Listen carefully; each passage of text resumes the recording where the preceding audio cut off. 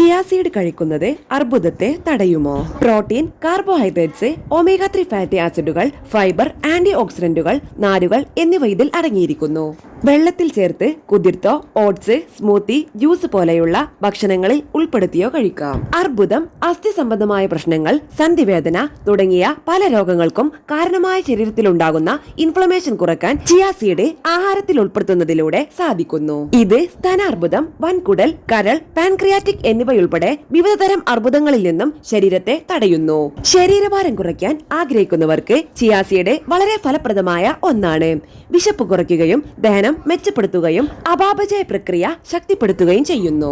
എല്ലുകളുടെ ആരോഗ്യത്തിന് ആവശ്യമായ കാൽസ്യം, ഫോസ്ഫറസ് തുടങ്ങിയവ ഇതിലടങ്ങിയിട്ടുണ്ട്. ഇവ എല്ലിന് ക്ഷതം സംഭവിക്കുന്നത് കുറയ്ക്കുന്നു.